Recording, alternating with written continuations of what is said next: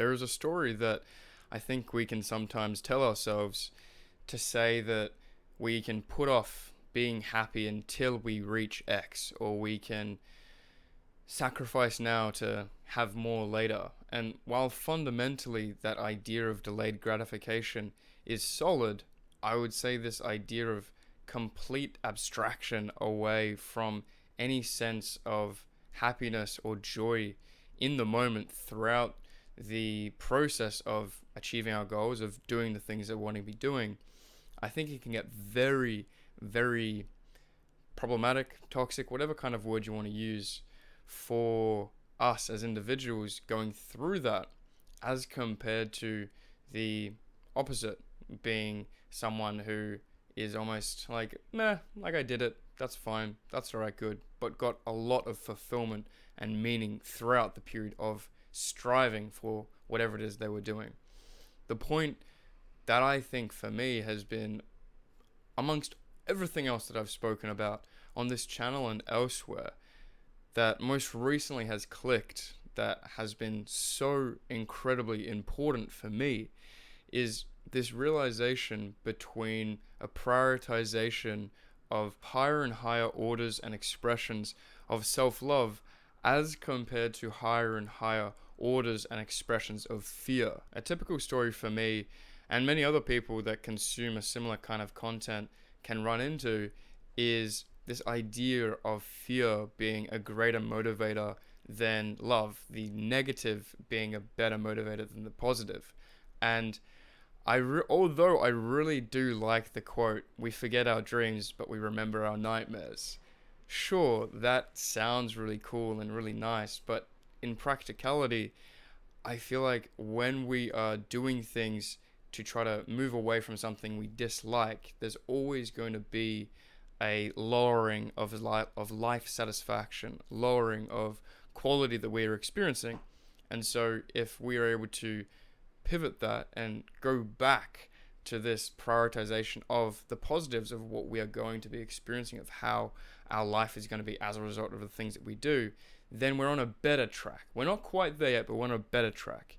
The next step after that is to realize, sure, we can achieve things, but in reality, we can't be basing our sense of fulfillment or happiness just on the things that we achieve or that we do, or these single moments of attainment, because that is ever fleeting and ever ticking away in each moment. If we were to take the ratio of happiness through the process as compared to the completion, then or the award of that completion, then it's a very finite reward we receive from that. Whereas if the reward is doing the thing and then we just complete it and it's like, oh yeah, cool, I guess that was nice, then it's a much better split to being able to approach different things that we're doing. Because if we take, let's say, a very arbitrary, basic, boring example of taking a cold shower, we can go one route, the more harsh, fear-based route of saying, well, taking a cold shower is something that is difficult and uncomfortable, and I need to fight against my lizard brain, and I need to be able to show it who's boss, and I need to be able to go in there, voluntarily experience that discomfort, and callous my brain, callous my mind, because that's the right thing to do, and I need to go at this as hard as I can. And that can work really well for us. We can do a lot with that. We can get very far. But in the moments where we find ourselves thinking about how, wow, like, is this something that I really want to be doing? Am I really taking care of myself? We have all these doubts, all of these thoughts around how it might not be something that we actually should be doing for ourselves. And that can negate the potential for us to continue doing that in the future. Whereas, if we're to be doing something, the choices and the decisions that we make are from a basis of self-love. They're from a basis of, I'm doing this thing because it is tough, sure, but because I know that this is taking care of myself the best way that I can, or in my current understanding of how I can best take care of myself. If we take this perspective, if we flip the script from I need to do this to prove that I'm the best, that I'm different, that I am callousing my mind of hardship so that I can be more resilient and be stronger as a result. If we choose to take this perspective of I'm doing this from self-love, I feel like from that point, it's almost a non-issue that it's a difficult thing to do, because the prioritization that we're making isn't that it's going to be easy, isn't that it's going to be hard, but is whether or not it's good for us. And as at least rational beings, if we're to do anything else other than the best thing that we can do for ourselves at the time in that moment, it would be illogical. It would be strange. It wouldn't make sense. So we don't almost even have to justify it to the same rigorous extent, because if we have enough knowledge to consider that it is what is best for us and we've found it to be really useful, and it's not hurting anyone else and that's not impacting any other things negatively, then of course we would do it. There's no discussion. It's like, yeah, I'm gonna have my cold shower now. It makes me feel invigorated. It makes me feel alive, and I feel better afterwards, even if it's kind of like shit in the moment, a little uncomfortable, even though it's a little bit difficult in that way. It wouldn't make sense for me to not do it. So it becomes a natural choice. It becomes the thing that we do without much consideration, because it only makes sense. Something that I think people can get wrong a lot of the time is they conflate self-love or self-care with a kind of cushy, passive, comfortable routine of things to do.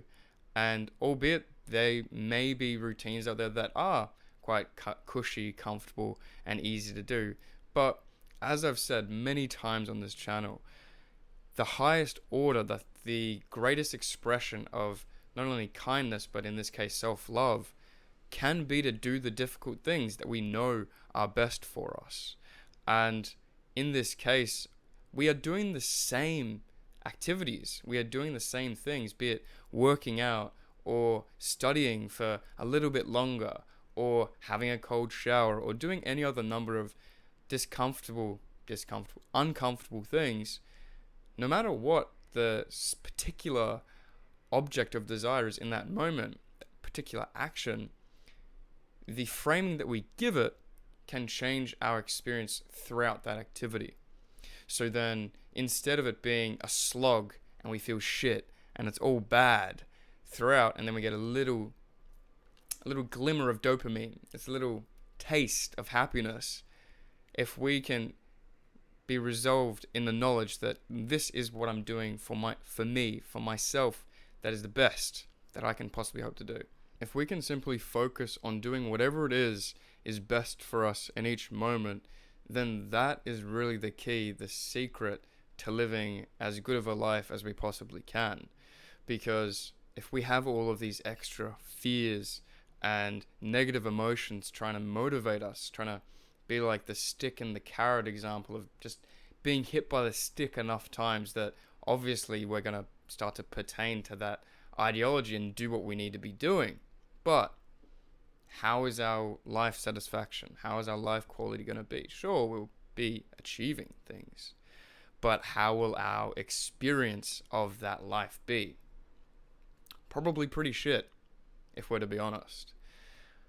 I think if we are to take this positive approach, let's say, this self-love path of doing only the things that we know is best for us, then we can achieve far more on a much more sustainable timeline throughout our entire lives. Not only is this an effort because ultimately we'll be able to output more as a result of having more sustainable systems in place of the things that we're doing, but this life satisfaction is kind of a pretty big deal that I've been realizing more and more recently how important it is in how we frame our lives and our existence. So if you have a friend who might be extremely ambitious, they might like the same kind of stuff that we like, and you see them heading down this path of fear, then send them this video. Let them know that there is another way, not only to be better, but to feel better.